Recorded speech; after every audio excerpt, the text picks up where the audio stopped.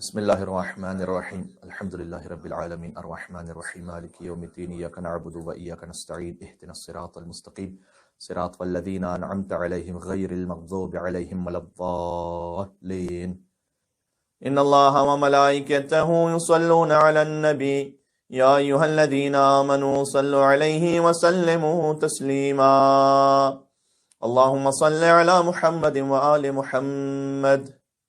اعوذ باللہ من الشیطان الرجیم بسم اللہ الرحمن الرحیم الحمد للہ الذی دل على ذاته بذاته وتنزه عن مجانسة مخلوقاته وجل عن ملاءمة كيفياته يا من قرب من خطرات الظنون وبعد عن لحظات العيون وعلم بما كان قبل أن يكون والصلاة والسلام على مبلغ الرسالات الإلهية سيدنا ونبينا وحبيب قلوبنا وطبيب نفوسنا وشفيع ذنوبنا أبي القاسم المصطفى محمد. اللهم صل على محمد وآل محمد صلى الله عليه وعلى أهل بيته المعصومين المكرمين الهداة المهديين الذين أذهب الله عنهم الرجس وطهرهم تطهيرا. اللهم صل على محمد وآل محمد ولعنة الله على أعدائهم أجمعين من الأزل إلى قيام يوم الدين. مجلس کی قبولیت کے لیے دعا امام زمانہ عجل اللہ تعالی فرجہ الشریف. بسم اللہ الرحمن الرحیم اللهم كن وليك الحجة ابن الحسن صلواتك عليه وعلى آبائه في هذه الساعة وفي كل ساعة وليا وحافظا وقائدا وناصرا ودليلا وعينا حتى تسكنه أرضك طوعا وتمتعه فيها طويلا. اللهم صل على محمد وآل محمد. اما بعد فقد قال الله الحكيم في كتابه المجيد بسم الله الرحمن الرحيم يا أيها الذين آمنوا استعينوا بالصبر والصلاة ان اللہ مع الصابرین. مل کے صلوات بھیج دیں محمد اور آل محمد پر. اللہم صل علی محمد وآل محمد وعجل فرجہم. چوتھی محرم الحرام سن 1443 ہجری کا دن گزرا ہے. ہمارا موضوع ہے اس عشر محرم میں how to achieve tranquility of the heart. مولا حسین علیہ السلام کے نام پر ایک مل کے اور صلوات بھیجے گا محمد اور آل محمد پر. اللہم صل علی محمد وآل محمد وعجل فرجہم. اگر تھوڑا سا ریکیپ کر لیں جو اب تک کی ہماری گفتگو ہوئی ہے.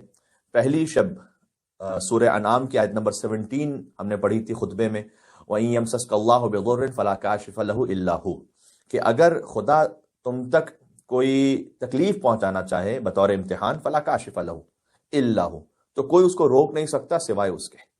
وَإِن يَمْسَسْكَ بِخَيْرٍ، اور اگر خیر پہنچانا چاہے خدا فَهُوَ عَلَى كُلِّ شَيْءٍ قَدِيرٌ، تو وہ ہر شے پر قدرت بھی رکھتا ہے. یہ ساری آیات آپ سماعت فرمائیے گا دل کے اطمینان، سکون، توکل کے حوالے سے کہ اللہ اگر کوئی امتحان لینا چاہے تو کوئی اس کو دور نہیں کر سکتا سوائے اس کے. اگر کوئی خیر پہنچانا چاہے خدا تو وہ ہر چیز پر قادر بھی ہے. دوسری آیت جو دوسری شب میں ہم نے پڑھی تھی سورہ رات کی آیت نمبر 28 اور 29 الذین آمنوا وتطمئن قلوبهم بذکر اللہ، کہ وہ جو صاحبان ایمان ہیں اور جن کے دل اللہ کی یاد سے مطمئن ہو جاتے ہیں. الا، آگاہ ہو جاؤ، الرٹ ہو جاؤ کہ بذکر اللہ تطمئن القلوب، دلوں کا اطمینان فقط یاد خدا میں. باقی ہر چیز عارضی ہے، ٹیمپرری ہے. جو اصل دل کا اطمینان ہے وہ یاد خدا میں. الذین آمنوا وعملوا الصالحات طوبی لهم وحسن مآب، اور وہ کہ جو صاحبان ایمان ہیں جن کے اعمال بھی نیک ہیں ان کے لیے خوشخبری ہے اور بہترین ان کا انجام ہے. تیسری شب میں ہم نے سورہ بقرہ کی آیت نمبر 260 پڑھی تھی.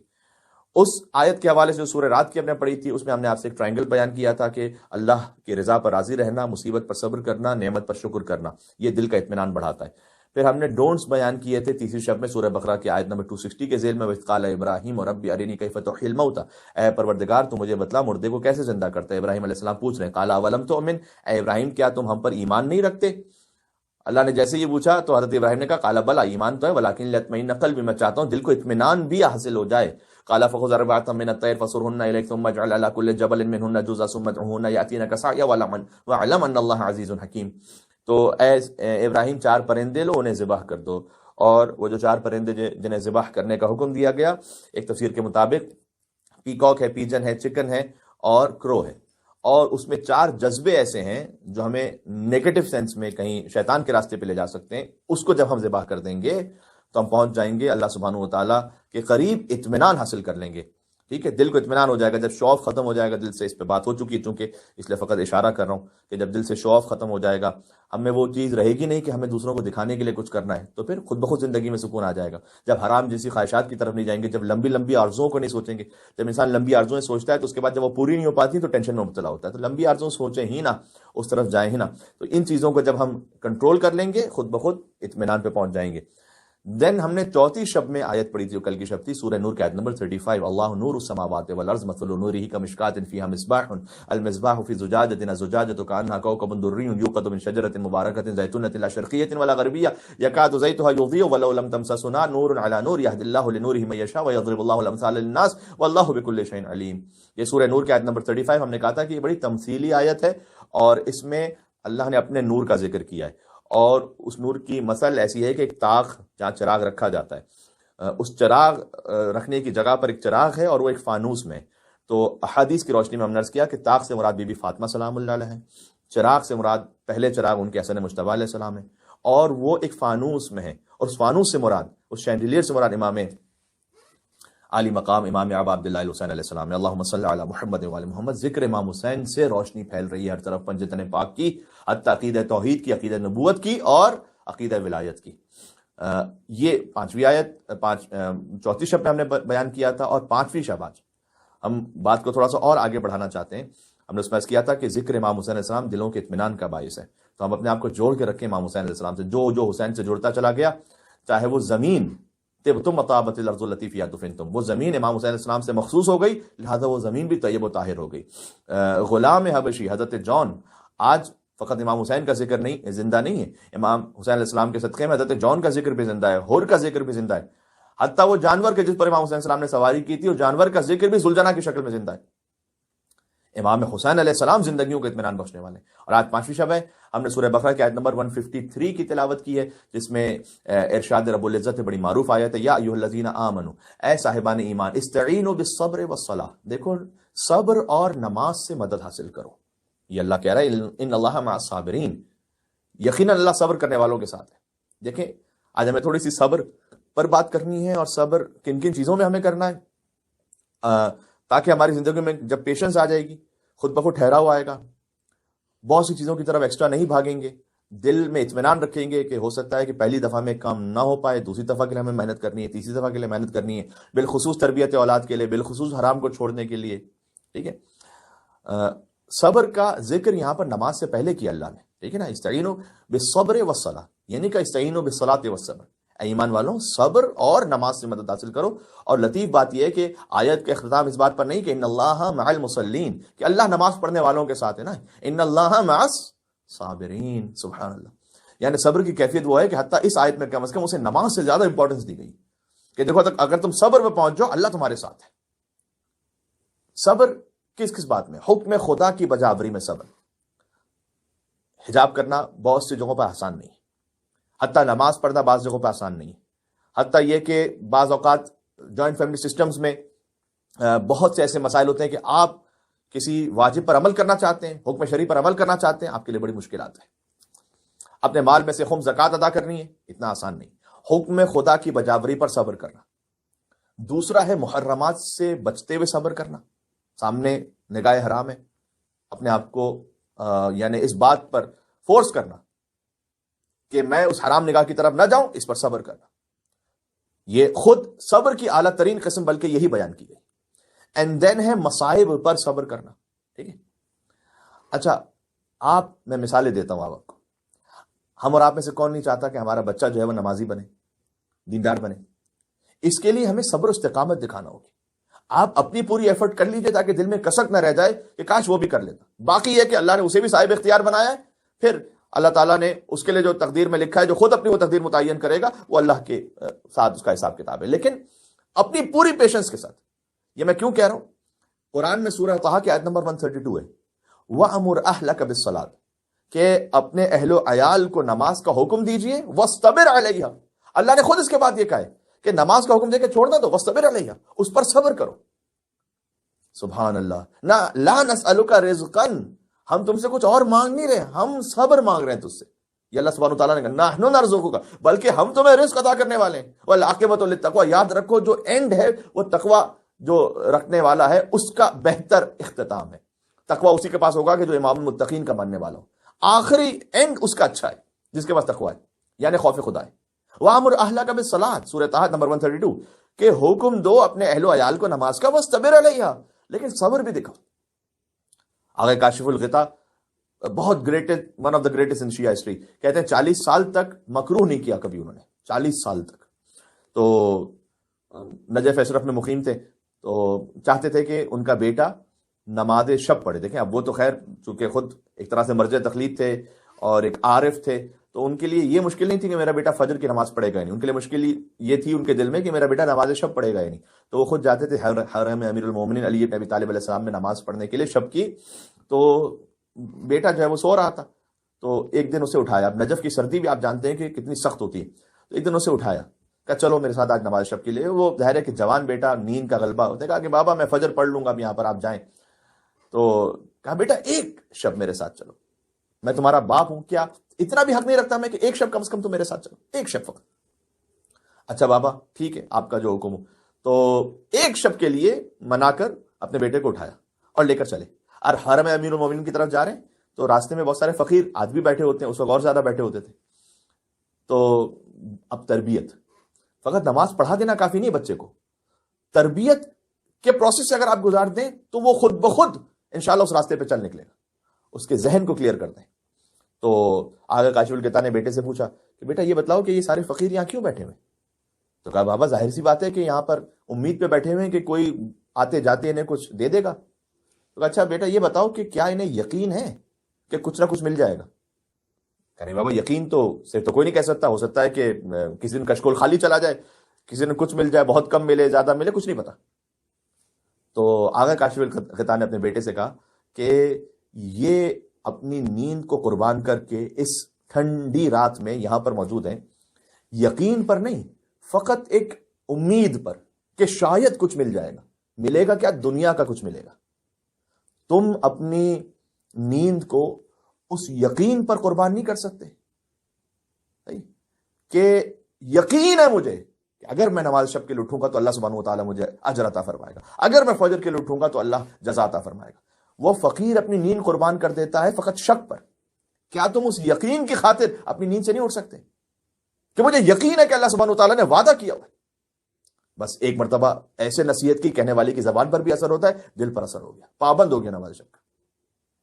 تو ایسے بہت سے واقعات ہیں کہ ماں باپ کو آپ کو کسی ٹیکٹک کے ساتھ بھی ٹرین کرنا پڑے گا اپنے بچے کو۔ صاحب ابن عباد ایک وزیر تھے اور عالم بھی تھے۔ شیخ صدوق نے اپنی بعض کتابیں انہیں ہدیہ کی تھی، یعنی اس لیول کے عالم تھے، تو بہت سخی تھے۔ تو یعنی ایک شب میں ہزار لوگوں کو افطار کرواتے تھے، اتنے سخی تھے۔ تو انہوں نے دیکھا کہ ایک مرتبہ گلی میں ایک شوہر اور زوجہ جھگڑا کر رہے ہیں آپس میں۔ انہوں نے پوچھا کہ کیوں جھگڑ رہے ہو؟ کہ ہماری بیٹی کی شادی ہے اور ہمارے پاس کوئی مال و اسباب ہے نہیں، تو آپس میں ہمارا اس پہ تنازع ہو گیا کہ بیٹی کو کیا دیں گے۔ تو وہ کہتے ہیں کہ آؤ میرے پاس، لے کر گئے۔ اب چونکہ وزیر بھی تھے لہٰذا عالی شان ان کا تھوڑا سا اس زمانے کے اعتبار سے ایک اہتمام تھا، کہ یہ لے جاؤ میرا کمبل، یہ لے جاؤ میرا قالین، یہ لے جاؤ میرے اسباب، سب لے جاؤ میرا، اور جا کے دے دو اپنے بیٹی کو۔ تو اتنے سخی تھے وہ۔ تو ان سے پوچھا گیا کہ آپ اتنے سخی بنے کیسے؟ تو کہتے تھے میری ماں کی تربیت کی وجہ سے۔ بہت امپورٹنٹ ہے، بہت امپورٹنٹ کہ ماں کی تربیت کی وجہ سے۔ میری ماں ہر رات میرے تکیے کے نیچے کچھ رقم رکھ دیتی تھی اور کہتی تھی کہ صبح جب میں اٹھتا تھا دیکھتا تھا تکیے کے نیچے کچھ ہے، تو کہتی تھی کہ بیٹا آج جب اسکول جانا نا، اس زمانے میں جو بھی مدرسے ہوتے تھے، تو جب جانا تو جو پہلا فقیر نظر آئے اسے دے دینا۔ کہتے ہیں میری اتنی عادت ہو گئی تھی کہ میں صبح اٹھتے ہی پہلے اپنے تکیے کے نیچے دیکھتا تھا، جو کچھ ہوتا تھا اپنے پاس رکھ لیتا تھا، جب اپنے مدرسے جا رہا ہوتا تھا بچپن کے عالم میں اور نوجوانی کے عالم میں تو دیتا ہوا جاتا، جو فقیر ملتا دیتا ہوا جاتا تھا. حتیٰ جب وزیر بھی بن گئے تھے تو اپنے خدام سے کہتے تھے کہ میرے تکیے کے نیچے وہ رکھ دیا کرو کچھ نہ کچھ، تاکہ جب میں صبح اٹھوں تو مجھے میری ماں کی یاد آتی رہے، اور جو انہوں نے عادت مجھے کروائی تھی وہ مجھ سے بھول نہ جائے اور میں اس میں باقی رہوں. یہ ہوتا ہے والدین کا پیشنس. بہت ساری چیزیں آپ پیشنس سے حل کر سکتے ہیں. ٹھیک ہے، تربیت کرنے میں صبر، علم حاصل کرنے میں صبر. اگر آپ کو کسی صلاحیت تک پہنچنا ہے تو اس کے لیے بھی آپ کو پیشنس چاہیے.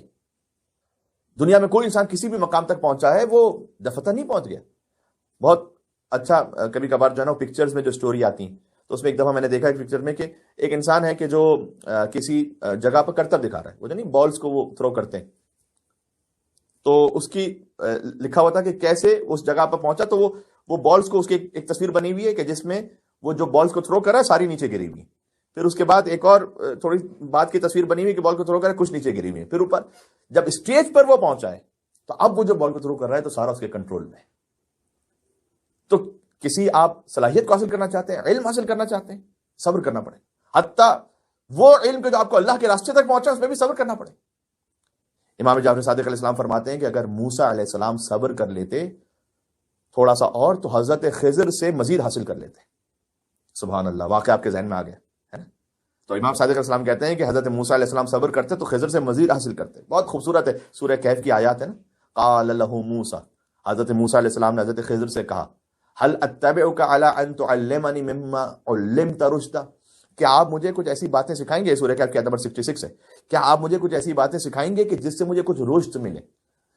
رشد ملے یعنی ہر علم بھی ضروری نہیں ہوتا کہ آپ کے لیے کوئی بہتری لے کر آئے. آج کل بالخصوص سوشل میڈیا پر جس طرح کے معاملات ہیں، ہر چیز بھی سیکھنے والی نہیں ہوتی، اور اس میں بھی انسان کو بہت چوزی ہونا چاہیے کہ میں اپنے دین اور دنیا کے لیے کیا سیکھوں. تو ہر چیز پہ وقت لگانے کی ضرورت نہیں ہے. تو حضرت موسیٰ علیہ السلام نے کیا کہا کہ کیا آپ مجھے اپنے ساتھ رکھیں گے کہ علی ان تعلمنی مما علمت رشدا، کہ میری انٹیلیکٹ اینڈ وزڈم تھوڑی سی بڑھ جائے. تو حضرت خضر جواب دیتے ہیں قال انک لن تستطیع معی صبرا، کہ میں ساتھ تو رکھ لوں گا لیکن آپ صبر نہیں کر پائیں گے میرے ساتھ. اور پھر خود کہتے ہیں وکیف تصبر، اور صبر بھی کیسے کریں گے آپ، علی ما لم تحط به خبرا، کہ آپ کو اس بات کی خبر ہی نہیں کہ جو مجھے خبر ہے، تو آپ صبر نہیں کر پائیں گے. اب یہیں سے سمجھ میں آتا ہے کہ حجت خدا کے سامنے چاہے آپ نہ سمجھ پائیں کہ امام نے حکم دیا کیوں ہے، سر تسلیم خم ہو جانے کا نام ایمان ہے. الاسلام ہوا تسلیم، اسلام نام ہے سبمیشن کا. بہت سے بالخصوص ویسٹرن ورلڈ سے بہت سی آوازیں اٹھتی ہیں اب کہیں پر جو ایتھسٹ ہیں ان کی طرف سے، سیکولر لبرل طبقے کی طرف سے، حتیٰ یہ کہ بعض اوقات ہمارے ممبروں سے کہ ہماری سمجھ میں نہیں آتا کہ یہ دین میں کیوں ہے، دس از یوز لیس، کیا کر رہے ہیں نا. اگر امام کا حکم ہے سر تسلیم خم ہو جائے. حضرت موسیٰ علیہ السلام حضرت خضر کہہ رہیں گے چونکہ آپ کو اس کی لاجک پتہ نہیں ہے لہذا آپ حجت کرتے رہیں گے، صبر نہیں کر پائیں گے. جبکہ کرنا کیا چاہیے تھا، حضرت خضر کہہ رہے ہیں کہ اگر آپ میرے ساتھ چلنا چاہتے ہیں صبر کریں، میں بعد میں بتاؤں گا آپ کو، ڈسکلوز کروں گا آپ کو کہ میں ہر کام کیوں کر رہا ہوں، لیکن اس وقت آپ نے صبر کرنا ہے. تو حضرت موسیٰ پہلے تو کہتے ہیں کہ قال ستجدنی انشاءاللہ صابرا، تم اے خضر مجھے صبر کرنے والا پاؤ گے، ولا اعصی لک امرا، اور میں آپ کے امر کی مخالفت نہیں کروں گا. تو قال، حضرت خضر نے کیا کہا، فَإِنِ اتَّبَعْتَنِي فَلَا تَسْأَلْنِي عَنْ شَيْءٍ، اگر آپ میرے ساتھ رہیں گے تو کچھ پوچھنا نہیں ابھی مجھ سے فی الحال، حَتَّى أُحْدِثَ لَكَ مِنْهُ ذِكْرًا، یہاں تک کہ میں خود لاجک بتاؤں گا. یہ نہیں کہ امام محروم رکھیں گے، لیکن تھوڑا صبر تو کرو، فوراً ججمنٹ تو نہ دے دو، اور بالخصوص پبلک میں آ کے کبھی چہلم کی واک کے بارے میں، کبھی دعائے ندوہ کے بارے میں، کبھی کسی چیز کے بارے میں فوراً نہ کہہ دو. ہو سکتا ہے کہ ہمارا علم اس مقام تک نہ پہنچا، ہم نہ سمجھ پا رہے ہوں، آپ اپنی ریسرچ جاری رکھیں، لیکن ضروری ہے کہ ہر چیز آگے آپ پبلک میں کہیں گے. فانطلقا، قرآن کہتا ہے کہ حضرت خضر حضرت موسیٰ علیہ السلام دونوں چل پڑے، دونوں ساتھ ساتھ چلے. حتی اذا رکب فی السفینہ خرقہا، یہاں تک کہ کشتی میں بیٹھے ہوئے تھے تو حضرت خضر نے اس میں سوراخ کر دیا.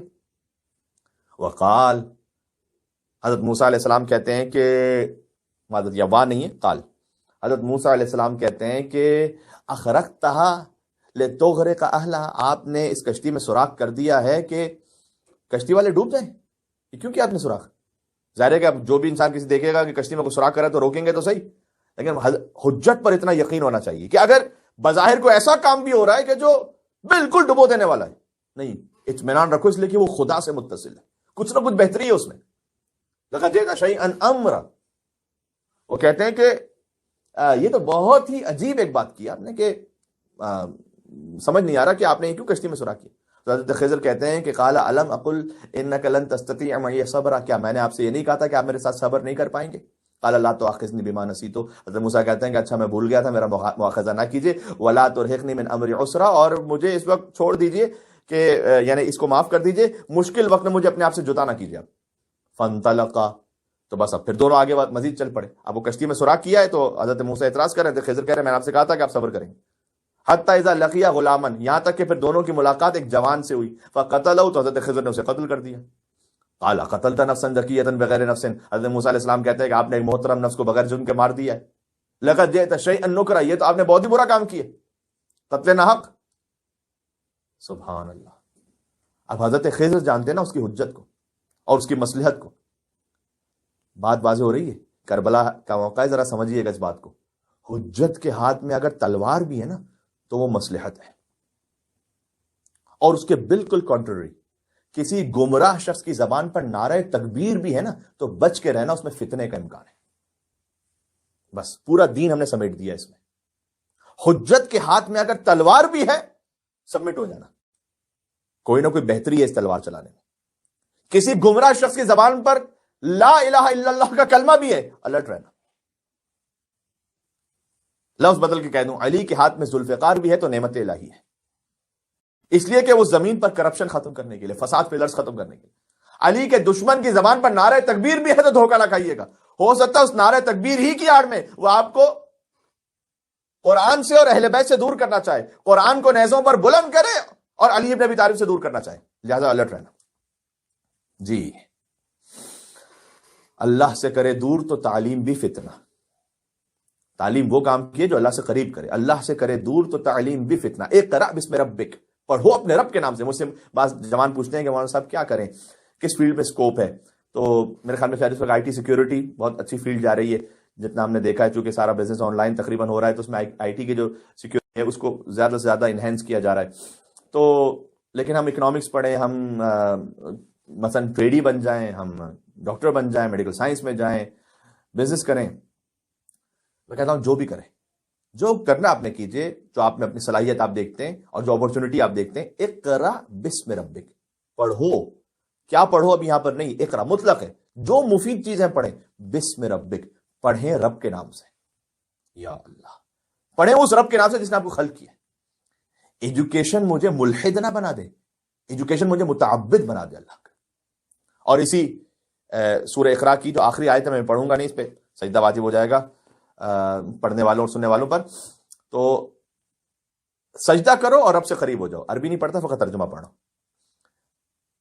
آخری آیت ہے سجدہ کرو رب سے قریب ہو جاؤ، یعنی تعلیم اس کا آغاز ہونا چاہیے رب کے نام سے، اس کا اختتام ہونا چاہیے رب کی بارگاہ میں سجدے پر. اگر ایسا نہیں ہے تو یہ تعلیم بھی فتنہ ہے. اللہ سے کرے دور تو تعلیم بھی فتنہ، املاک بھی، اولاد بھی، جاگیر بھی فتنہ. ناحق کے لیے اٹھے تو شمشیر بھی فتنہ. بہت غور کیجیے گا، ٹھیک ہے نا. املاک بھی، اولاد بھی، جاگیر بھی فتنہ. یہ سب فتنہ ہے اگر اللہ کے راستے پہ نہیں ہے تو. ناحق کے لیے اٹھے تو شمشیر بھی فتنہ. شمشیر تو کیا، نعرہ تکبیر بھی فتنہ. جی، اگر ناحق کے لیے ہے، ہر اچھی بات کہنے، اچھے نعرے لگانے والے کے ظاہر پہ نہ جائیں. مومن کو تھوڑا ہوشیار ہونا چاہیے. جو حق سے کرے دور وہ تدبیر بھی فتنہ، اولاد بھی، اجداد بھی، جاگیر بھی فتنہ. بس. تو خضر نبی نے بھی قتل کیا تھا، لیکن مسئلے آتے ہیں کیونکہ اس وقت وہ اللہ کی جانب سے حجت ہیں حضرت موسیٰ علیہ السلام پر. لیکن حضرت موسیٰ اس وقت صبر نہیں کر پا رہے. یہ کیوں تھا؟ اس لیے کہ حضرت موسیٰ علیہ السلام ظاہر کے پابند تھے، شریعت کا ظاہر ہے. حضرت موسیٰ اپنے مقام پر درست ہیں، اور خضر علیہ السلام باطن کے پابند تھے اللہ کی جانب سے. یعنی حضرت موسیٰ علیہ السلام تھے گویا تفسیر کے پابند، اور حضرت خضر تھے تعویل کے پابند. اگر میں قرآنی لینگویج میں سے بات کروں، جو ظاہر ہے وہ تفسیر ہے، جو باطن ہے وہ تعویل ہے. تو اللہ تعالیٰ نے حضرت خضر سے کہا کہ اللہ کے حکم سے انہوں نے کام کیا تھا. آگے خود وہ بیان کرتے ہیں کہ باطن کے اعتبار سے ابھی اس جوان کو قتل کر دو. تو جیسے حضرت موسیٰ نے کہا کہ آپ نے تو بہت ہی برا کام کیا. قال الم اقل لک انک لن تستطيع معي صبرا، کیا میں نے آپ سے نہیں کہا تھا کہ آپ صبر نہیں کر پائیں گے؟ حضرت موسیٰ علیہ السلام پھر سے کہتے ہیں ان سألتک عن شیء بعدها، بس اس کے بعد اگر میں نے کچھ پوچھ لیا آپ سے، فلا تصاحبنی، تو پھر مجھے اپنے ساتھ نہیں رکھیے گا. قد بلغت من لدنی عذرا، پھر ضروری نہیں کہ آپ میری معذرت کو قبول کریں، پھر آپ نے جو کرنا کر لیجیے گا، لیکن اس وقت اور ساتھ رکھ لیں، ایک چانس اور دیں مجھے۔ فانطلقا، پھر آیا کہ دونوں پھر چلنے لگے آتے، حتی اذا اتیا اہل قریۃ، یہاں تک کہ ایک گاؤں کے پاس پہنچے۔ استطعما اہلہا، دونوں نے گاؤں والوں سے کہا کہ تھوڑا سا ہمیں کھانا کھلا دیجیے۔ فابوا ان یضیفوہما، تو گاؤں والوں نے مہمان نوازی سے انکار کر دیا، ہم نہیں کھانا کھلائیں گے۔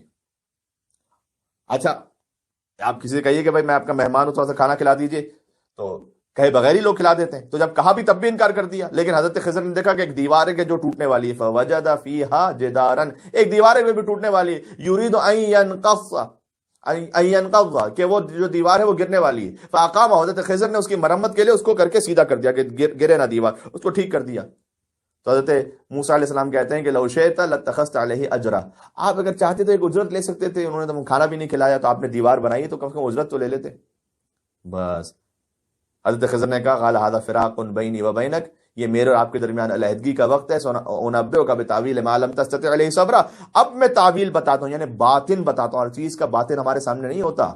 جب حکم خدا آ جائے سر تسلیم خم ہو جائے، میں نعوذ باللہ من ذالک، حضرت موسیٰ علیہ السلام کی شان میں کوئی گستاخی نہ ہو جائے، اولو العزم نبی ہیں، صاحب شریعت نبی ہیں، عظیم ترین مقام ہے ان کا، تو ان کے لیے جو صبر کی منزل ہے وہ کچھ اور ہے، ہمارے لیے جو منزل ہے وہ ہمارے اپنے اعتبار سے۔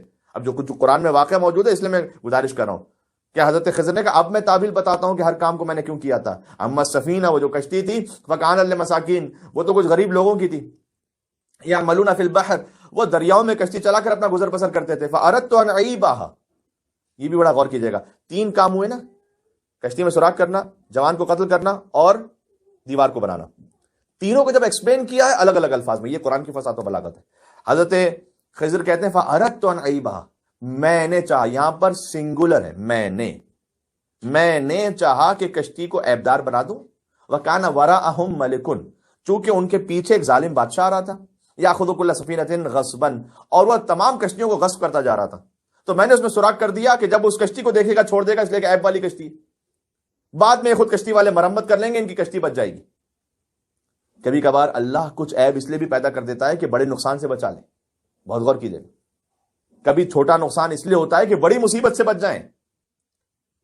نہ کہیں، شکوہ نہ کریں کہ میری جاب کیوں چلی گئی، اپنی ایفرٹ پوری کریں، لیکن اگر سب کچھ ہونے کے باوجود بھی کچھ ہو گیا ہے، میری جاب کیوں چلی گئی، میں ٹریول کیوں نہیں کر پایا، ویزا کیوں نہیں ملا، فلاں جگہ میری شادی کیوں نہیں ہوئی، ہو سکتا ہے جاب لے کر اللہ آپ کی جان بچا رہا ہو، کہیں آپ کی اللہ نے عزت بچائی ہو، کہیں آپ کا ایمان بچایا ہو سکتا ہے فلاں جگہ شادی ہو جاتی، بہت بڑی مصیبت سے شاید اللہ نے بچایا ہو، نسلوں میں کسی مصیبت سے بچایا ہو، who knows؟ یہ ہے اس پر صبر کرنا، جو اللہ نے ہمیں عطا کر دیا ہے اس پر راضی رہنا۔ وہ اما الغلام، تو پہلی بات کیا تھی کہ دیکھو کشتی میں نے اس لیے سوراخ کیا، اب جو کشتی میں سوراخ کیا، حضرت خضر نے تو کہا کہ میں نے ارادہ کیا، سنگولر میں نے کہا، اردت ان اعیبا، واما الغلام، اور جو وہ جوان لڑکا تھا اس کو میں نے کیوں، فکان ابواہ مومنین، حضرت خضر کہتے ہیں کہ اس کے جو ماں باپ تھے وہ مومن تھے، فخشینا ان یرہقہما طغیانا وکفرا، تو خطرہ یہ تھا کہ وہ جوان اپنے گناہوں کی وجہ سے ان ماں باپ کو بھی کفر اور سرکشی میں نہ پھنسا لے، لہذا اللہ کا حکم آیا کہ فاردنا، تو ہم نے ارادہ کیا۔ اب یہاں پر فارد تو نہیں ہے کہ میں نے ارادہ کیا کہ میں قتل کر دوں، نہیں، فاردنا، ہم نے ارادہ کیا کہ یبدلہما ربہما خیرا منہ، کہ ان ماں باپ کا رب انہیں اس سے بہتر اولاد عطا کرے گا۔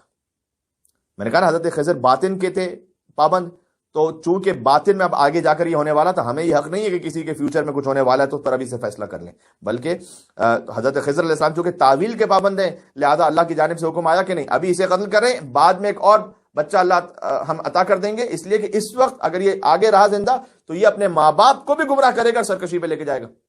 روایتوں میں ملتا ہے کہ جو اللہ نے نعم البدل عطا کیا وہ بیٹا نہیں بیٹی عطا کی، اور کیا بیٹی اللہ نے عطا کی، اس کا مطلب ہے کہ بسا اوقات ایک بیٹی وہ کئی بیٹوں سے زیادہ بہتر ہے۔ ایک خاتون اگر اللہ کی عبودیت میں سب سے آگے ہوں تو اپنے زمانے کے تمام مردوں سے زیادہ افضل ہو سکتی ہیں۔ حضرت آسیہ کی مثال ہمارے سامنے، بیٹا بیٹی کچھ نہیں ہوتا، جو اللہ سبحانہ وتعالی نے عطا کیا اس پہ خوش رہیں، راضی رہیں۔ ہو سکتا ہے کہ ایک بیٹی وہ آپ کو اللہ سے زیادہ قریب کر دے۔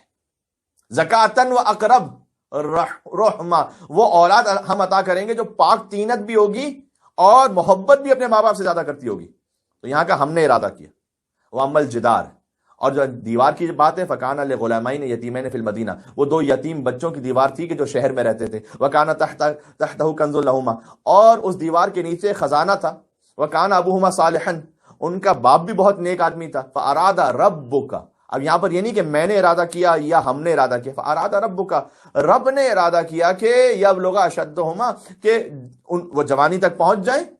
ویستخرج کنزہما، جب وہ بچے خود جوان ہو جائیں گے تو اپنا خزانہ خود نکال لیں گے دیوار کے نیچے سے، کیونکہ اگر دیوار گر جاتی تو گاؤں والوں کی نظر اس پہ پڑ جاتی، وہ بچوں کا خزانہ وہ لوٹ لیا جاتا. تو میں نے اس دیوار کو بغیر اجرت کے ٹھیک کر دیا. رحمتا من ربک، یہ تو اللہ کی رحمت ہے کہ اس نے یہ توفیق مجھے عطا کی کہ ما فعلت عن امری، میں نے اپنی مرضی سے کوئی کام کیا ہی نہیں، جو کچھ کیا خدا کے حکم سے کیا ہے. ذالک تعویل ما لم تستطع علیہ صبرا، یہ وہ راز ہے کہ جن پر آپ صبر نہیں کر پائے تھے.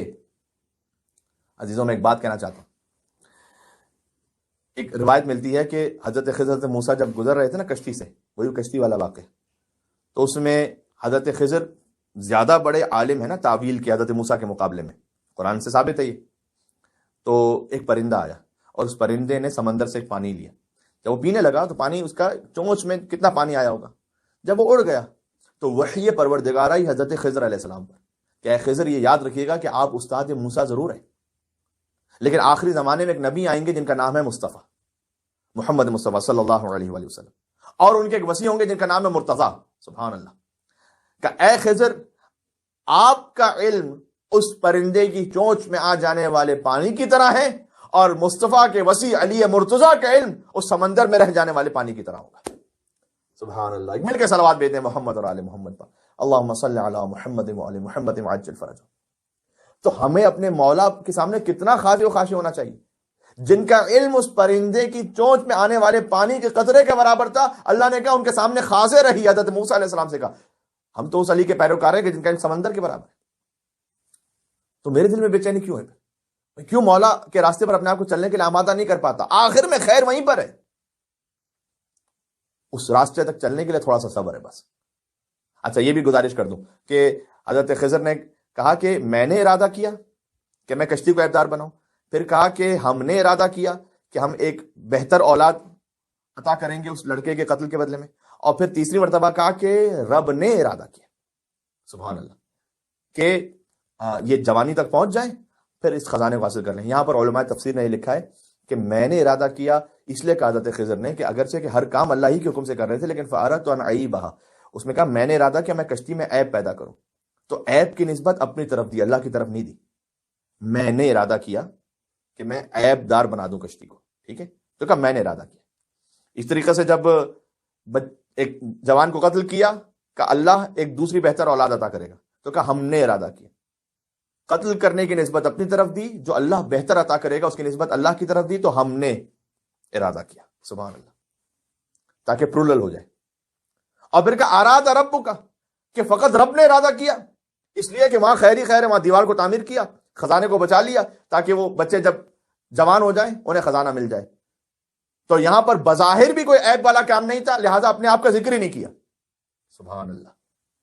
کہ بھائی میں نے یہ کام کیا تو میں نے وہ کیا، میں نہ فاراد ربک، رب نے ارادہ کیا کہ ایسا ہو جائے کہ دیوار تعمیر ہو جائے تاکہ ان بچوں کا خزانہ بچ جائے، تاکہ بعد میں جب جوان ہو جائے تو انہیں خزانہ مل جائے. سبحان اللہ. بات واضح ہو رہی. یہ بھی کیا انکساری اور تواضع میں مل کر صلوات دیتے ہیں محمد اور آل محمد پر. اللہم صلی علی محمد وآل محمد وعجل فرجہم. بس عزیزوں، کبھی زندگی میں بڑے مقصد تک پہنچنے کے لیے صبر کرنا پڑتا ہے، زحمت اٹھانی پڑتی ہے.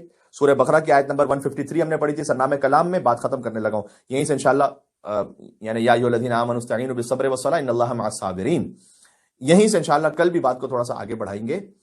لیکن میں آج جس ہستی کا ذکر کرنا چاہتا ہوں ان کا بھی کیا صبر تھا، جنہیں حجت خدا نے اتنا اعتماد تھا حجت خدا کو ان پر کہ سفیر اپنا متعین فرمایا. مسلم ابن عقیل. سبحان اللہ. مسلم ابن عقیل علیہ السلام اور حسین ابن علی صلوات اللہ وسلام علیہ، ان کی سفارت میں ایک رتبے کا فرق ہے. اللہ کے سفیر کو حسین کہتے ہیں، حسین کے سفیر کو مسلم کہتے ہیں. ٹھیک ہے. حجت بھی جو ہے نا وہ ایمبیسڈر ہے اللہ کی. سفیر کیا ہوتا ہے کہ جو جہاں سے اس کی اتھارٹی ہے اس کا جو مثلا نظریہ ہے، اس کا جو کہنا ہے، اس کی جو سوچ ہے، وہ سفیر ریفلیکٹ کر رہا ہوتا ہے. مولا علی علیہ السلام کی عید غدیر کی زیارت میں انہیں اللہ کا سفیر قرار دیا گیا. السلام علیک یا مولا یا امیر المومنین یا امین اللہ فی ارض و سفیرہ فی خلق و حجتہ البالغ علی عباد. سلام امیر المومنین پر کہ جو اللہ کے امین ہے اس کی زمین پر اور اس کے سفیر ہیں اس کی مخلوقات میں, اور حجت اللہ البالغ ہیں یعنی روشن حجت اللہ کی. تو امیر المومنین جیسے سفیر ہیں, تمام ائمہ سفیر ہیں اللہ سبحانہ و تعالیٰ کے, ایمبیسڈر ہیں. اللہ کے سفیر کو حسین کہتے ہیں, حسین کے سفیر کو مسلم کہتے ہیں. سبحان اللہ. حضرت مسلم بن عقیل مولا علی علیہ السلام کے داماد ہیں, آپ جانتے ہیں. بی بی ام البنین کی دختر حضرت رقیہ کے شوہر ہیں مسلم بن عقیل علیہ السلام. سبحان اللہ, بہت عظیم مقام ہے. دیکھیں بی بی ام البنین اس بی بی کا نام ہے کہ جس نے اپنا پورا خانوادہ قربان کر دیا حسین ابن علی پر, جن کے چاروں بیٹے شہید ہوئے, جن کے داماد شہید ہوئے, جن کی بیٹیاں اسیر ہوئی, جن کے نواسے شہید ہوئے, جن کے پوتے شہید ہوئے. یعنی ایک عجیب ہی مقام ہے اس بی بی کا. انشاءاللہ اگر ہو سکا تو آقا ابو الفضل عباس علیہ السلام کے ذکر پر جو مجلس پڑھنی ہے اس پہ اگر کچھ ہو سکے گا تو عرض کروں گا. ایک اور لاجک کی بات یہ ہے کہ جتنی بڑی کنگڈم ہوتی ہے نا اتنا ہی بڑا سفیر ہوتا ہے یا نہیں ایسا؟ جتنا بڑا کنٹری ہے اتنے سفیر کی اس کی ویلیو ہے. حسین کی جو کائنات ہے وہ کتنی ہے, ان کا اختیار کتنا ہے. فَإِنَّهُ مَكْتُوبٌ عَنْ يَمِينِ عَرْشِ اللَّهِ کہ اللہ نے اپنے عرش کے دائیں طرف لکھا ہوا ہے کہ إِنَّهُ مِصْبَاحُ هُدًى وَسَفِينَةُ نِجَاتٍ. حسین ہدایت کا چراغ بھی ہے, نجات کی کشتی بھی ہے. ایک مل کے صلوات بھیجیں آقا ابی عبداللہ الحسین علیہ السلام پر. اللہم صل علی محمد وآل محمد وعجل فرجہم. بات واضح ہو رہی. تو حسین ہدایت کا چراغ ہے, نجات کی کشتی ہے. جس طرح سے حسین خالق, جیسے اللہ سبحانہ و تعالیٰ خالق ہونے میں یکتا ہے, حسین مخلوق ہونے میں یکتا ہے. اس حسین کے سفیر مسلم بن عقیل کتنا صبر کیا, کتنی پیشنس ہے. گئے ہیں, تنہا ہو گئے اور کوئی ساتھ دینے والا نہیں. جب آپ حق پر ہیں کسی سے نہ گھبرائیں. حسین کا سفیر ہونا یعنی در حقیقت رسول اللہ کا سفیر ہونا. کوئی بات اس بات کو سمجھ سکے اگر, اس لیے حسین منی وانا من حسین, حسین مجھ سے, میں حسین سے. سبحان اللہ. تو اگر حسین کا کوئی سفیر ہے اس کا مطلب رسول اللہ کا وہ سفیر ہے. حسین فرزند رسول بھی ہیں اور حسین نفس رسول بھی ہیں. فمن حاجك فيه من بعد ما جاءك من العلم فقل تعالوا ندعو ابناءنا وابناءكم ونساءنا ونساءكم وانفسنا وانفسكم ثم نبتهل فنجعل لعنة الله على الكاذبين. آئے مباہلہ سب کو یاد ہے, ابناءنا وابناءكم, تم اپنے بیٹوں کو لاؤ, اپنے بیٹوں کو لاتے ہیں. اس میں امام حسین علیہ السلام گئے تھے, لیکن امام حسین علیہ السلام انفسنا میں بھی گویا شامل ہے. امام حسن اور امام حسین, کیونکہ جیسے مولا علی نفس رسول ہے ویسے ہی حسن اور حسین بھی نفس رسول ہے, اور ہر امام نفس رسول ہے. ایک روایت ملتی ہے کہ مامون نور رشید نے امام رضا علیہ السلام سے پوچھا تھا کہ اگر ابنا انا کا جملہ ہٹا دیا جائے تو پھر آپ کے پاس کیا مقام رہ جائے گا. یعنی ابنا انا و ابناکم نہ ہو تو پھر آپ کی کیا مقام ہے مباہلہ میں. امام نے کہا جس طرح سے ہم ابنا انا میں اسی طرح سے انفسنا میں بھی ہیں. واہ. ایک مل کے اور صلوات بھیجتے محمد و آل محمد پر. اللہم صل علی محمد و آل محمد وعجل فرجہم. تو زمین و آسمان زیر امامت حسین ہے. ایک مرزا دبیر علیہ رحمہ کے 6 مصرے ہیں, تھوڑی سی اردو ثقیل ہے, میں کوشش کرتا ہوں کہ ہو سکا تو کسی حد تک سمجھاتا ہوں.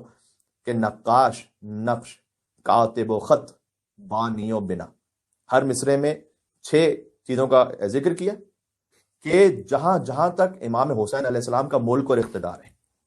اس میں جمع اشتقاق بھی ہے, جمع تضاد بھی, یعنی کچھ متضاد چیزیں ان کا بھی ذکر کیا کہ یہاں بھی حسین کا اختیار ہے, وہاں بھی حسین کا اختیار. جیسے اللہ تعالیٰ نے للہ الامر من قبل و من بعد, اللہ کا امر قبل بھی ہے بعد بھی ہے. تو نقاش, نقش, کاتب و خط, بانی و بنا, بود و نبود, ذات و صفت, ہستی و فنا, آدم ملک, زمین فلک, گرد کی میاں. سبحان اللہ. آدم ملک, زمین فلک, گرد کی میاں, دنیا و دین, حدوث و قدم, بندہ او خدا. دنیا و دین, حدوث و قدم, بندہ او خدا. بیت پہ بہت توجہ کیجیے گا. سب شاہد کمال شہ مشرقین ہے. سبحان اللہ, سبحان اللہ. بھائی سب شاہد کمال شہ مشرقین ہیں, اور جب تک خدا کا ملک ہے مالک حسین ہے. لبیک یا حسین, لبیک یا حسین, لبیک یا حسین. مل کے صلوات بھیج دیں محمد اور آل محمد پر. اللہم صل علی محمد و آل محمد. جب تک خدا کا ملک ہے مالک حسین ہے. اس ملک کے مالک کے سفیر کا نام ہے مسلم ابن عقیل. سبحان اللہ. لہذا جیسے میں نے کہا نا کہ امام حسین کا سفیر ہونا اس کا مطلب رسول اللہ کا سفیر ہونا, کوئی فرق نہیں ہے. اس لیے رسول اللہ کی زبان پر حضرت مسلم ابن عقیل کے فضائل رہے. غور کیجیے گا، اعمالی صدوق کی روایت ہے، ایک بار مولا علی علیہ السلام نے رسول اللہ سے کہا تھا کہ انک لتحب عقیلا، مولا علی کے بھائی ہیں نا حضرت عقیل، تو آپ عقیل سے بڑی محبت کرتے ہیں. تو حضور نے کہا ایو اللہ، خدا کی قسم میں عقیل سے بڑی محبت کرتا ہوں، انی لاحبہ حبین، میں محبت کرتا ہوں عقیل سے دو محبتوں کی وجہ سے، دو وجہ سے، حبا لہ و حبا لحب ابی طالب. سبحان اللہ. ایک تو وجہ یہ ہے کہ چونکہ عقیل اے علی آپ سے محبت کرتے ہیں، اور اے علی آپ عقیل سے محبت کرتے ہیں، تو چونکہ آپ عقیل سے محبت کرتے ہیں لہذا میں بھی عقیل سے محبت کرتا ہوں. وہ تو رسول اللہ نے پہلے کہہ دیا تھا کہ اے پروردگار تو اسے محبوب رکھ جو علی کو دوست رکھے، تو اس سے عداوت رکھ کے جو علی سے دشمنی رکھے. تو حضور نے کہا کہ میں عقیل سے اس لیے محبت کرتا ہوں کہ اے علی آپ محبت کرتے ہیں، اور ابو طالب بھی عقیل سے محبت کرتے تھے. اور پھر حضور نے کہا وَإِنَّ وَلَدَهُ لَمَقْتُولٌ فِي مُحَبَّةِ وَلَدِكَ، اے علی عقیل کا بیٹا، مسلم کا نام نہیں لیا یہاں پر لیکن کہا عقیل کا بیٹا آپ کے بیٹے کی محبت میں قتل ہوگا.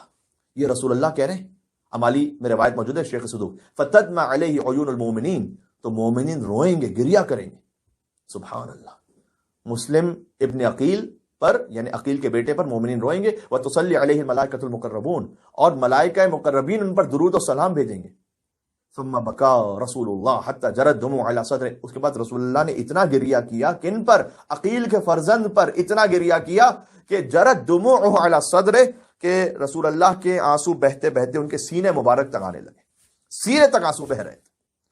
سبحان اللہ. اس صبر کی جزا ہے. سبحان اللہ. دیکھیے مولا ابو طالب کے 4 فرزند ہیں اور 2 بیٹیاں ہیں حضرت ابو طالب کے، طالب، عقیل، جعفر، علی، یہ 4 بیٹے ہو گئے، اور جمانہ اور فاختہ یہ 2 بیٹیاں ہوں گے، اور ان سب کی الگ الگ ایٹریبیوٹس ہیں. مثلا حضرت طالب کی جو ہے نا وجاہت بہت معروف تھی، بہت وجیح تھا ان کا چہرہ. حضرت جعفر، وہی جعفر طیار جن کے فرزند ہیں عبداللہ جو شوہر ہیں بی بی زینب سلام اللہ علیہا کے، عبداللہ ابن جعفر طیار. تو جعفر کی سخاوت اور شجاعت بہت معروف تھی، بہت سخی بھی تھے، شجاع بھی تھے. ٹھیک، اور ان کے بھی ہاتھ قلم ہوئے اور اللہ تعالیٰ نے انہیں پر عطا کی جنت میں، جیسے ابو الفضل عباس علیہ السلام کے لیے، تو جنت میں پرواز کر رہے ہیں. اور مولا علی ابن ابی طالب علیہ السلام کی کیا خصوصیت ہے ابو طالب کے بیٹوں میں؟ اب آپ جانتے ہیں کہ ہر صفت حسنہ کا وجود ہی امام المتقین کی وجہ سے. میں نے شاید عرض کیا تھا کہ سید رضا الموسوی ہندی نے اپنے دیوان میں ایک شعر کہا ہے کہ افعال الخیر اذا انتشرت فی الناس فانت لها مصدر. اے علی میں جتنا دیکھتا ہوں لوگوں میں خوبیاں اور نیکیاں پھیلی ہوئی ہیں، سب کا سب سورس آپ ہیں، شروع آپ سے ہوئی ہیں. تو کوئی ایسی نیکی ہے ہی نہیں کہ جو علی ابن ابی طالب کی ذات میں ایسے موجود نہ ہو کہ علی ہر نیکی کا سورس اور منبع ہے. تو حضرت ابو طالب کی اولادوں میں حضرت مسلم نے عقیل پر مجھے بات کرنی ہے. تو عقیل ان کی خصوصیت کیا تھی؟ وہ تھے جینیالوجسٹ، یعنی علم الانساب کے ماہر. یہ بھی بڑا ایک اہم پہلو ہے محرم الحرام میں، بہت زیادہ اس پہ میں بات نہیں کرنا چاہتا لیکن بہرحال اہم ہے اس پہ بات کرنا کہ لوگ بیٹھا کرتے تھے مسجد نبوی میں مصلی بچھا کر، تو جو اسپیشلسٹ ہوتا تھا نا کمیونٹی کا، لوگ اس سے آ کر اپنے مسئلے ڈسکس کرتے تھے. تو لازمی سی بات ہے کہ انہیں یقین ہوتا ہوگا کہ جب ہم سے اپنے مسئلے کے بارے میں بات کر رہے ہیں تو یہ کہیں اور آگے بات نہیں پہنچائیں گے، اس میں بہت ساری باتیں ہوتی ہیں، ہے نا، پرائیویسی ایشوز ہوتے ہیں، کانفیڈینشیلٹی ہوتی ہے، ٹرسٹ ہوتا ہے. تو لیکن بہرحال اس وقت سسٹم یہ ہوتا تھا کہ لوگ بیٹھا کرتے تھے اور آ کے اپنے اپنے طور پر، لوگ مثلا کسی کے پاس علم طب کا ماہر ہے، کوئی کسی اور چیز کا ماہر ہے، تاریخ کا ماہر ہے، لوگ آ کے پوچھتے تھے فلاں سوال ہے میرا، فلاں مشکل ہے میری. حضرت عقیل بیٹھ جاتے تھے مسجد میں اور لوگ ان سے آ کے اپنا فیملی ٹری پوچھا کرتے تھے کہ ہمارا قبیلہ کیا تھا، ہمارا نسب کیا تھا. مثلا عمرو ابن عاص، تو جب حضرت عقیل کیونکہ اتنے بڑے نصاب تھے، علم الانصاب کے ماہر، کے حضرت عقیل کے سامنے کوئی اپنے خاندان کی لنترانیاں نہیں ہانکتا تھا کہ میرا خاندان وہ، میرا قبیلہ وہ، اس لیے کہ حضرت عقیل فوراً روک دیتے تھے کہ تمہارا شجرہ کہاں کہاں کس سے جا کے ملتا ہے. تو مثلا عمرو ابن عاص کو کہا تھا کہ بھئی 6 افراد نے تیرے والد ہونے کا دعویٰ کیا اور اس کے بعد قرآن نکلا عاص بن وائل کے نام پر، وہ ایک پوری تفصیل ہے. تو یہ بھی آپ جانتے ہیں کہ حضرت عقیل نے خود ایک ازدواج میں مولا علی علیہ السلام کی ایک طرح سے مدد کی. کیا مدد کی ہے؟ یعنی کہ مولا علی ابن ابی طالب علیہ السلام کہتے ہیں کہ اے عقیل مجھے ایک ایسا خاندان تلاش کر کے دو کہ جو اپنی شجاعت میں بے مثال ہو، تاکہ مجھ سے جو اولاد اس سے مجھے حاصل ہو وہ کربلا میں میرے حسین کی مددگار بن سکے اور میری نمائندہ بن سکے. سن 26 ہجری میں ازدواج ہوا حضرت فاطمہ کلابیہ سے، جنہیں بعد میں ام البنین کا لقب ملا، بیٹوں کی ماں. یہ حضرت عقیل نے وہ خاندان بتلایا تھا کہ جہاں مولا علی علیہ السلام نے ازدواج کیا تھا. چونکہ وہ علم الانصاب کے ماہر تھے، وہ نسب قبیلوں کو جانتے تھے کہ کون سا قبیلہ کس حوالے سے مشہور ہے اور اس کی کیا کیا صلاحیت اور قدرت ہے.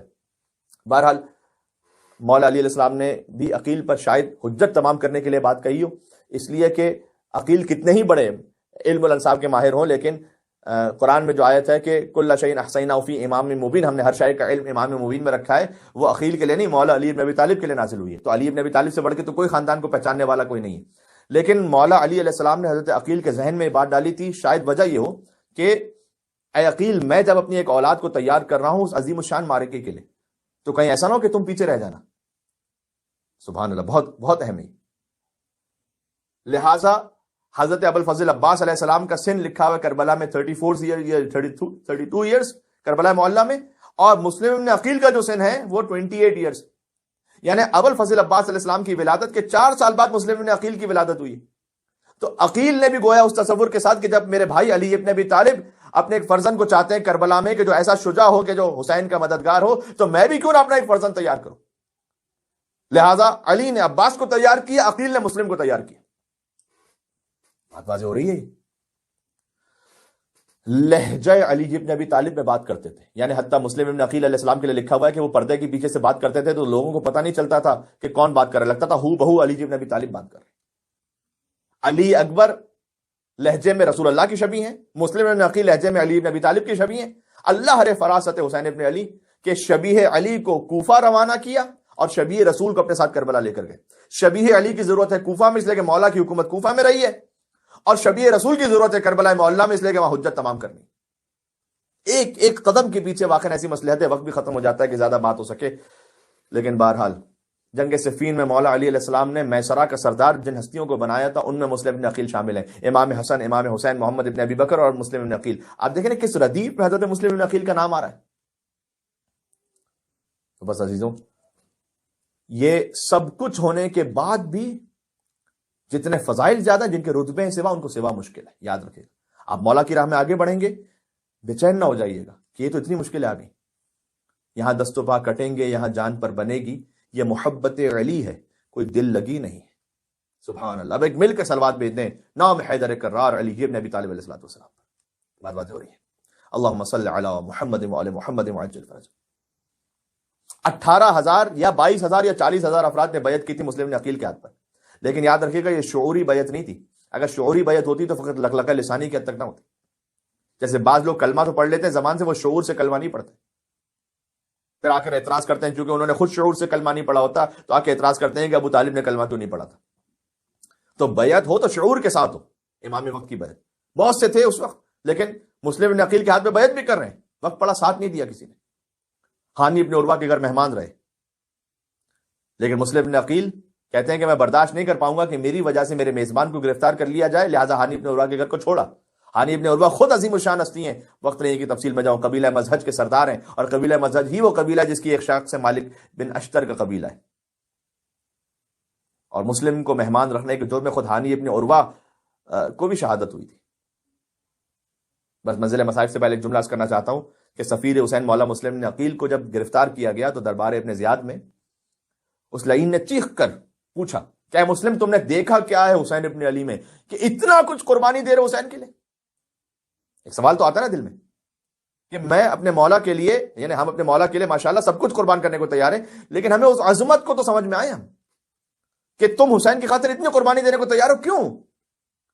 اس وقت گویا مسلم ابن عقیل علی کے بھتیجے ہیں، حسین کے سفیر ہیں، علی کی شبیہ ہیں، تو گویا شبیہ ابو الفضل عباس بھی ہیں. مسلم ابن عقیل نے کہنا شروع کیا کہ ہوا امام الدارین بدوام النیرین طہر طاہر مطہر من طاہرین و اماموں کا رس من رسین. یاد رکھے ابن زیاد، حسین عالمین کا امام ہے جب تک شمس و قمر کی روشنی باقی ہے. حسین کی امامت بھی جاری و ساری ہے. حسین کی امامت فقط ایک محدود وقت کے لیے نہیں ہے. طہر طاہر مطہر، حسین طاہر بھی ہے، حسین مطہر بھی ہے، یعنی طہارت عطا کرنے والا ہے. طہر، حسین عین طہارت بھی. کاش وہ زبان میں صلاحیت ہو کہ اس جملے کا حق ادا ہو سکے. حسین طاہر ہیں، مطہر ہیں، عین طہارت ہیں.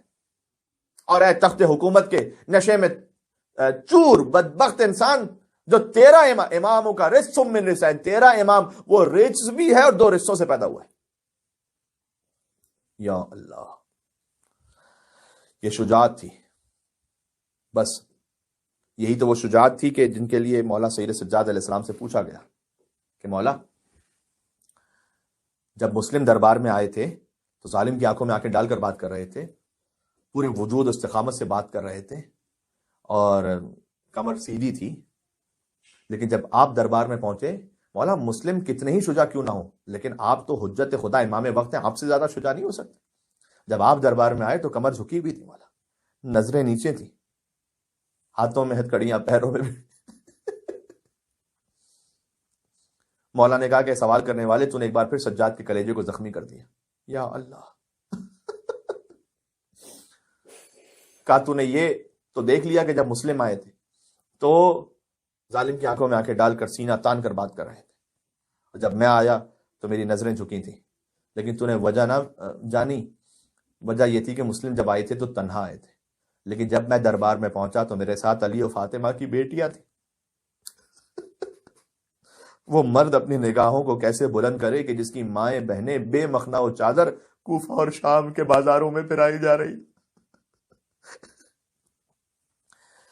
دیکھیں امتحان تھا، یہ ایک منزل تھی اللہ سبحانہ وتعالیٰ کو جو خاص عطا کرنی تھی، ایک مصلحت تھی، اسے کوئی بیچارگی نہ سمجھے۔ امام سجاد علیہ السلام، امام حسین علیہ السلام مظلوم ضرور ہیں، مجبور نہیں ہے اس طرح سے، لیکن بہرحال اللہ کی مشیت کے پابند۔ کہا وہ مرد، وہ بھائی اپنی نگاہوں کو کیسے بلند کرے کہ جس کی بہن کو تماچے مارے جا رہے۔ بس عزیزوں، کربلا میں علی اکبر لڑے تو حسین اس وقت دیکھ رہے تھے، داد شجاعت دے رہے تھے۔ اون و محمد جب لڑ رہے تھے تو عباس بھی دیکھ رہے تھے، حسین بھی دیکھ رہے تھے۔ قاسم ابن حسن میدان جنگ میں پہنچے تو حسین اپنے بھتیجے کو دیکھ رہے تھے، لیکن مسلم ابن عقیل نے تو وہ جنگ کی ہے کہ کوئی دیکھنے والا بھی نہیں تھا، تنہا تھے مسلم۔ اسی لیے وہ خاص شان ہے کیونکہ عباس بھی فرات پر وہاں تنہا تھے، مسلم ابن عقیل یہاں کوفہ میں تنہا تھے۔ جو مولا ابو الفضل عباس علیہ السلام کی زیارت کے الفاظ ہیں وہی مسلم ابن عقیل کی زیارت کے الفاظ ہیں۔ السلام علیک ایھا العبد الصالح، اے عبد صالح خدا پر سلام ہو۔ سبحان اللہ، عباس بھی باب الحوائج ہیں، مسلم بھی باب الحوائج ہے۔ آپ کسی عراقی سے پوچھئے گا، اگر کوئی خاص الخاص حاجت ہوتی ہے تو لوگ جاتے ہیں امام حسین کے حرم میں حاجت مانگتے ہیں، کسی بھی وجہ سے پوری نہ ہو پائے تو آتے ہیں باب الحوائج مولا غازی عباس کے حرم میں کہ مولا آپ باب الحوائج ہیں، علمدار ہیں، ہماری سفارش کیجئے۔ اگر کسی مصلحت کی وجہ سے وہاں پر بھی پوری نہ ہو پائے تو بالآخر ان کا آخری ٹھکانہ اور پناہ گاہ ہے مسلم ابن عقیل کا حرم۔ یہاں آ کر کہتے ہیں کہ مولا مسلم ابن عقیل آپ سفیر حسین ہیں، آپ ہماری بات پہنچائیے آقا ابا عبداللہ الحسین علیہ السلام۔ ہے مسلم، اور بالخصوص اولاد کے حوالے سے تفصیل میں جانے کا وقت نہیں ہے، لیکن جو اولاد چاہتے ہیں یا بیٹیاں ہیں، ماشاءاللہ بیٹیاں بھی اللہ کی رحمت ہیں، لیکن بیٹا بھی چاہتے ہیں، وہ حضرت مسلم کے نام پر نیت کر لیں کہ میں اپنے بیٹے کا نام مسلم کے نام پر رکھوں گا، اللہ آپ کی نسل کو باقی رکھے گا۔ کیوں؟ اس لیے کہ مسلم ابن عقیل کے جو دونوں بچے تھے وہ دونوں شہید ہو گئے، بعض روایتوں میں لکھا نہیں 4 بیٹے تھے ان کے، وہ چاروں شہید ہو گئے۔ 2 روایت کو مانے یا 4 کی روایت کو مانے، سب شہید، مسلم ابن عقیل کی نسل ختم ہو گئی۔ کربلا میں شہید ہوئے 2 کوفہ میں شہید ہوئے۔ یا اللہ، چونکہ نسل مسلم ابن عقیل قربان ہو گئے حسین پر، اب جو ان کے نام پر اپنی اولاد کا نام رکھے گا اللہ اس کی نسل کو باقی رکھے گا۔ لہٰذا آپ محمد مسلم نام کی منت کر لیں، علی مسلم نام کی کر لیجئے، مسلم رضا نام کی کر لیجئے، مسلم سے سابق یا لاحق میں کوئی آپ امام کا نام رکھ لیجئے، لیکن ساتھ مسلم کا نام رکھیے مسلم ابن عقیل کی نیت سے۔ عزیزوں، یہ وہ سید ہے جو کوفہ میں غریب الوطن ہے، کوفہ کی گلیوں میں مارے مارے پھر رہے ہیں، کوئی پناہ دینے والا نہیں، کوئی جگہ نہیں، کہاں جائیں گے؟ ایک جگہ جا کے بیٹھ گئے تھک ہار کے۔ ایک مومنہ گھر سے باہر نکلی، دیکھیں تاریخ میں ایک مختصر ترین کردار ہے اس مومنہ کا جس کا نام طاعہ ہے، لیکن حق کا اس موقع پر ساتھ دیا ہے نا۔ آج اللہ نے اس مومنہ کا نام زندہ رکھا ہے مسلم ابن عقیل کی مجلس میں۔ سبحان اللہ، یہ کیا سیکھنے کی باتیں نہیں؟ ورنہ کون پہچانتا ایک خاتون کو جو کوفہ کی کسی گلی میں رہ رہی ہوں، کون جانتا؟ چونکہ اس وقت سفیر حسین کا ساتھ دیا۔ آج مسلم ابن عقیل کا نام تو ہے ہی، ان کے نام کے ساتھ ساتھ طاعہ کا نام بھی اللہ نے باقی رکھا ہے، مجلسوں میں ذکر ہے۔ سبحان اللہ۔ تو وہ مومنہ گھر سے باہر آئی اور آ کے کہتی ہے کہ کیا آپ کو خبر نہیں، کوفہ کے حالات بڑے سخت ہیں، آپ یہاں سے تشریف لے جائیے، اپنے گھر جائیے۔ تھوڑی دیر تک دیکھا مسلم نہیں اٹھے، کہ میں نے آپ سے کہا کہ اس وقت آپ کا کسی نامحرم خاتون کے گھر کے سامنے بیٹھنا اچھا نہیں ہے۔ مسلم کے دل پر کیا چوری، کلیجے پر خنجر چل گئے ہوں گے۔ پھر بھی بیٹھے رہے۔ ایک مرتبہ سر کو اٹھا کر اس مومنہ کو دیکھا، کہا جس کا کوئی گھر نہ ہو وہ کہاں جائے؟ کہا اچھا آپ غریب الوطن ہیں تو پھر کہاں سے آپ؟ کہا میں مدینہ کا رہنے والا ہوں۔ ارے اہل مدینہ ہے تو یہ بتائیے کون سے محلے سے ہیں؟ کہا محلہ بنی ہاشم سے ہوں۔ ایک بار تڑپ کر کہا للہ، آپ اپنا تعارف کروائیے گا کہ آپ وہی ہیں کہ جو میں سوچ رہی ہوں۔ مسلم نے کہا انا سفیر الحسین مسلم ابن عقیل۔ ایک مرتبہ مومنہ قدموں میں گر گئی، کہا آقا آپ تو میرے مولا کے سفیر، مجھ سے گستاخی ہو گئی، مولا میرے گھر میں تشریف لے آئیے۔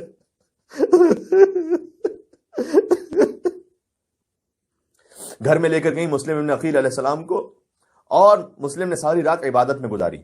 ایک حجرے میں مسلم کو رکھ دیا، لیکن کبھی باپ کا اثر ایسا برا ہوتا ہے کہ ایک بیٹا تھا اس کا کہ جو مبغض اہل بیت، نفس پرست، دنیا پرست، اسے خبر ہو گئی کہ میری ماں نے چھپایا ہوا ہے مسلم بن عقیل سفیر حسین کو۔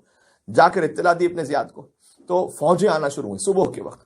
جب صبح کے وقت وہاں فوجیں آنا شروع ہوئیں تو مسلم بن عقیل نے اپنی زرہ کو سنبھالا، تلوار کو سنبھالا، باہر نکلنا چاہتے تھے کہ مومنہ نے آ کے راستہ روک لیا۔ کہا نہیں، آپ مولا گھر ہی میں رہ کر یہیں دروازے پہ کھڑے ہو کر جہاد کرتے جائیے، تاکہ ایک ایک کر کے جو آتا جائے آپ واصل جہنم کرتے جائیں، آپ باہر نہ جائیے ورنہ چاروں طرف سے گھیر کے مار دیں گے آپ۔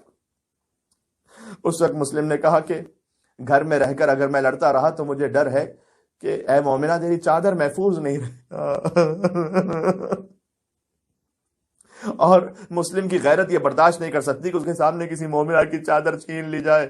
میں ہاتھوں کو جوڑ کے عرض کروں گا اے عقیل کے غیرت دار مسلم، کاش کربلا میں ہوتے، شام غریبا۔ غیرت سید سجاد نے کیسے برداشت کیا؟ زینب کے سر سے چادر چھین لی گئی، بی بی ام کلثوم بے مقلا و چادر ہو گئی، سکینہ کو تماچے مارے گئے۔ ایک اور جملہ عرض کروں گا، مسلم بن عقیل نے یہ بھی کہا، تاریخ میں ملتا ہے کہ چونکہ ان ملعونوں نے آگ برسانا شروع کر دی اس مومنہ کے گھر پر، فخاف المسلم ان یحرقون علیہ البیت، مسلم کے دل میں خیال آیا کہ کہیں یہ مومنہ کا گھر نہ جلا دیں، تو بس مسلم بن عقیل باہر آ گئے تاکہ ایک بی بی کے گھر کو آگ نہ لگ جائے۔ کہاں ہے اہل مصائب؟ مدینہ میں فاطمہ زہرا کا گھر جلتا رہا، جو سیدوں کی ماں تھی، جن سے افضل کوئی بی بی کائنات میں نہیں ہے۔ وہ در و دیوار کے درمیان ایسے آئی کہ میخیں در جل رہی تھی، سیدہ میں پیوست ہو۔ بس مسلم باہر جاتے ہیں، گڑھا کھود کر مسلم کو گرایا گیا اس گڑھے میں اور گرفتار کیا گیا، اور جیسے ہی مسلم اس گڑھے میں گرے ہیں تو اللہ جانے کتنی تلواریں، کتنے نیزے مسلم بن عقیل کے اوپر برستے چلے گئے، اور مسلم کو گرفتار کر کے کٹا ہوا تھا چہرہ، لہو جاری تھا، ابن زیاد کے سامنے پیش کیا گیا۔ ظالم کی آنکھوں میں آنکھیں ڈال کر کہتے ہیں کہ ابن زیاد نے پوچھا کہ تم نے مجھے سلام نہیں کیا امیر کو؟ کہا مالی امیر سوى الحسین، میرا حسین کے سوا کوئی امیر نہیں۔ یا اللہ، کل لے جاؤ اسے دارالامارہ کی چھت پر، اور چھت سے مسلم کا سر تن سے جدا کرو اور انہیں پھینک دو۔ مجھے معاف کیجیے، شہادت کی منزل قریب آئی۔ مسلم بن عقیل کہتے ہیں دور سے اپنے مولا حسین کو سلام کیا، السلام علیک یا ابا عبداللہ۔ مولا قادسیہ کے مقام پر تھے، دفتر اپنے مقام سے اٹھے، وعلیک السلام یا اخی مسلم ابن عقیل، اے مسلم ابن عقیل میرے بھائی آپ پر بھی سلام ہو۔ بی بی زینب نے پوچھا کہ بھیا یہ آپ اس وقت کسے سلام کر رہے ہیں؟ کہ اس وقت دارالامارہ سے میرے بھائی مسلم کو گرایا جا رہا ہے۔ بس جو کوفہ سے لوگ آئے تھے، مولا ان سے بھی پوچھا کرتے تھے راہ میں جو ملتے تھے کہ کوفہ کے کیا حالات ہیں۔ انہوں نے کہا مولا جب ہم کوفہ سے چلے تھے تو مسلم کی لاش کے پاؤں میں رسی بندھی تھی، لوگ مسلم کی لاش کو کوفہ کی گلیوں میں پھرا رہے تھے۔ بس جیسے ہی مولا نے سنا، مولا نے ایک جملہ آخر میں کہتا ہوں اور پھر میں آتا ہوں پھر منزل مسائل اختتام پر، کہ مسلم بن عقیل میں اور مولا حسین کے مصائب میں بڑی شباہت ہے۔ حسین غریب الوطن، مسلم بھی غریب الوطن، حسین پیاسے گئے، مسلم بھی دنیا سے پیاسے گئے، حسین زخمی تھے، مسلم بھی زخمی تھے، حسین کا لاشا پامال ہوا گھوڑوں کی ٹاپوں تلے، مسلم کا لاشا پامال ہوا، لاش کو گھسیٹا گیا کوفہ کی گلیوں میں۔ تو یہ ساری شباہتیں سفیر حسین اور آقا حسین میں، لیکن ایک فرق ہے، بس عزیزو آخری جملہ جس کے دل میں جتنا دم ہے روتا جائے، ایک فرق ہے، جیسے ہی مسلم شہید ہوئے حسین نے کہا عباس مسلم کی یتیمہ کو تو بلا لا۔ معصوم سی بچی آئی، مولا نے قریب کیا، پیار کرنے لگے، کہا آقا آپ تو آج ایسے پیار کر رہے ہیں جیسے کوئی یتیموں کے سر پر ہاتھ رکھتا۔ مولا نے کہا آج سے تیرا بابا حسین، کانوں میں گوشوارے پہنائے۔ بس یہ فرق ہے مسلم کی شہادت میں اور حسین کی شہادت میں۔ جب حسین شہید ہوئے، میں کہوں گا مولا جب مسلم کی یتیمہ کو گوشوارے پہنائے ہیں، سکینہ یہ منظر دیکھ رہی ہے تو کچھ دیر کے لیے دور کر دیجیے گا، اس لیے کہ جب سکینہ یتیم ہوئی اتنے تماچے لگے، کانوں سے لہو بہتا رہا،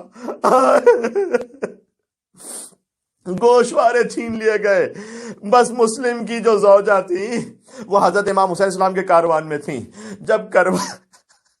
جب کربلا سے یہ قافلہ قیدی بنا کر لے جایا گیا، زوجہ مسلم نے دیکھا کوفہ کے دارالامارہ پر مسلم کا لاشا موجود۔ آئے خدا کسی بیوہ کو یہ منظر نہ دکھائے۔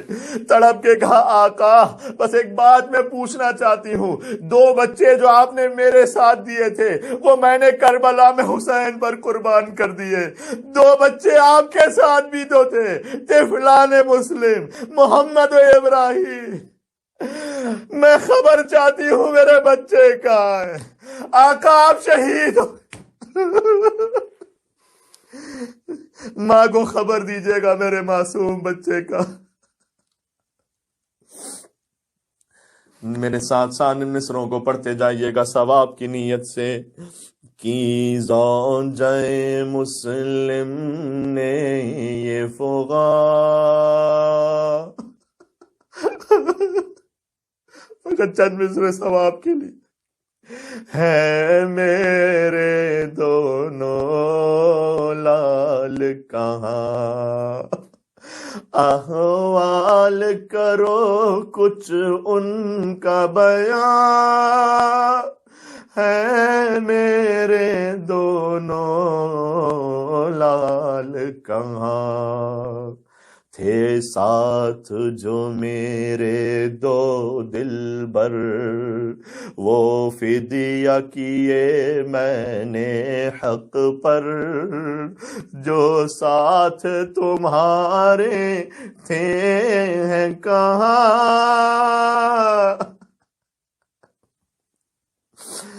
آج کے دن سے بنی ہاشم کی قربانیوں کا ذکر شروع ہو گیا۔